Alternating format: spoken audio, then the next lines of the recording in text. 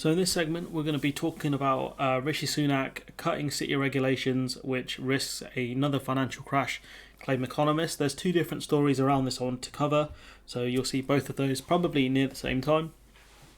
A group of 58 leading economists and politicians, including the former business minister Vince Cable, has written to the Chancellor to say that scaling back city regulations will put the UK in a risk of another financial crash.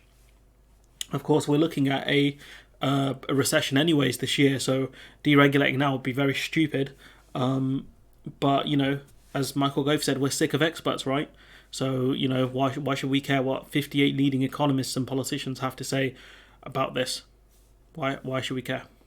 The open letter, which has been signed by the former Greek finance minister Yanis Varoufakis, who he's cool, I like him, and Columbia University professor Adam Tooze, I'm not familiar with him, was sent in reaction to the Queen's speech, which outlined Rishi Sunak's plans to cut red tape through Financial Services and Markets Bill. This is really happening as a result of us failing to get equivalency with the EU. So Sunak is like, cool, if we can't get equivalency with the EU, we'll get it with Singapore.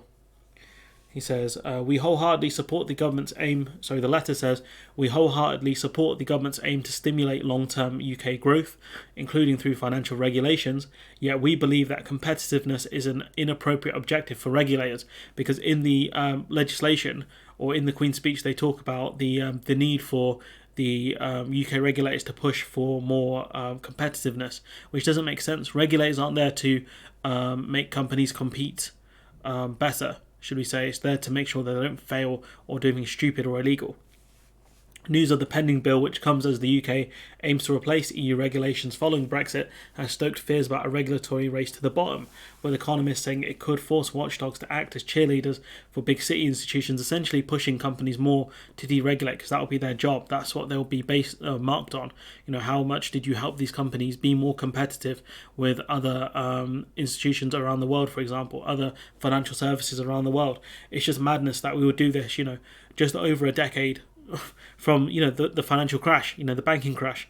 Essentially, it's just crazy to me, especially when we're the ones who had to bail out the banks. The government constantly talk about how we don't have the money to help poorer people in this country, poorer and working class people. So if the banks collapse, how are we going to bail them out? Where's that money going to come from? Especially because if you don't bail out the banks, it causes more problems in the long term. But yeah, this is wild, honestly, to me. After the last global financial crisis, which cost the world economy some $10 billion, it was accepted that a focus on competitiveness by the then Financial Services Authority had helped cause the disaster. So the actual regulator that was there to stop this sort of thing happening was focused on competitiveness and therefore helped cause the financial crash. That doesn't sound very good, especially given the damage it's done to the economy, on top of the damage the Tories have done to our economy. They even pointed to a 2019 speech by Andrew Bailey, who formerly headed the FSA successor, the Financial Conduct Authority, which I think is still around, in which he argued against reintroducing a competition objective for the city watchdog. It didn't end well for anyone, including the FSA, Bailey said. So even the then person in charge of the Financial Conduct Authority, Bailey, was against this. I don't know if he's against this now, but if I was anyone talking to him, I'd be asking him, yo, why did you say this back then, and why has your opinion changed now? Cable said in the statement, it's extraordinary that the lessons of the financial crisis are being forgotten already. And let's not forget here that the financial crisis was avoidable for the most part, and a lot of other countries did not get hit with anywhere near the damage that we got hit with. Canada, for example, had Mark Carney in charge. I think he was in charge of their central bank, and he told them to tighten up before the financial crash, and Canada was in a better financial health than we were. So the letter says, despite the massive harm that was done, the new emphasis on competitiveness rather than stability and safety is an ominous warning that those who forget their history are doomed to repeat it. And, a financial crash this time around would be far worse, given how high things like household debt is. For example, you're talking about plunging more people into poverty, despite the fact that there are so many people in the UK in poverty right now, especially with the increase in fuel bills. The pending bill was part of the government's response to pressure from lobby groups, including UK Finance, the City UK and the City of London Corporation, which were broadly opposed to Brexit but have not seen any of the benefits promised by pro-Leave politicians. So essentially you've got a load of lobbyists who are pushing for deregulation. And no doubt they'll argue, look, man, we're going to see a lot of firms leave the City of London unless you do something to keep them here. And deregulation that's what they're going to say is the only option. City groups have, for example, been pushing for review of capital requirements for insurers and banks that could help free up cash for new investments and loans and make it cheaper for riskier bets. So essentially they won't have to hold as much capital in order to do these riskier bets, which if they don't hold up, what happens then? It's just madness. We go back to a system where banks can continue to make casino bets essentially, and once they fail, we'd have to bail them out all over again. Some are calling for a review of UK-specific rules like ring fencing, which require banks to protect consumer deposits by separating their retail and investment banking operations. Yeah, that seems like a great idea. Let's get rid of protections for consumers and allow banks to gamble away more consumer money. So when they lose that money, it puts consumers in jeopardy. Let's do that. That sounds great.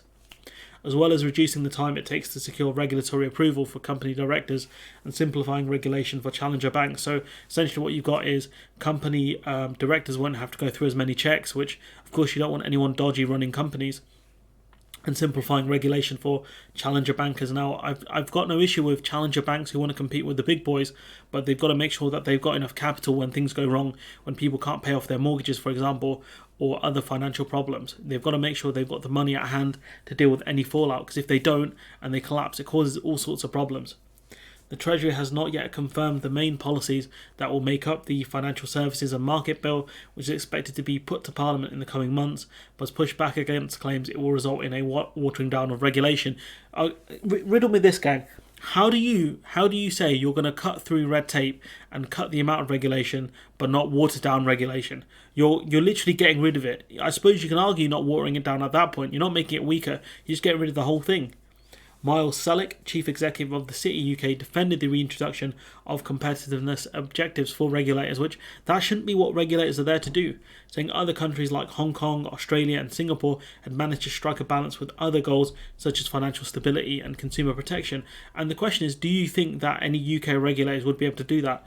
UK regulators suck. Ofgem suck. All of them suck. Ofcom might be the only exception. Maybe. Do you trust the UK regulators to get the balance right? I don't. And we'll see when the next financial crash hits, how well do Hong Kong, Australia and Singapore do? Because Singapore is very deregulated as is. Selleck said it is self-evident that high-quality, well-implemented and effective regulatory standards are clearly good for competitiveness and economic growth, yet you want to get rid of these high-quality regulations. But yeah, it's ridiculous, honestly. And the real reason they're doing this is, we'll talk about this in a separate article, which is Sunak to weaken city regulations in post-Brexit nod to Tory donors. That's the real reason they're doing this, is, as always, by the looks of things, to please their donors. But I'll talk about that in a separate video. But anyways, let me know what you think in the comments below. Like, comment, share, subscribe. Support the channel on Patreon if you can. And hopefully I'll see you in the next one.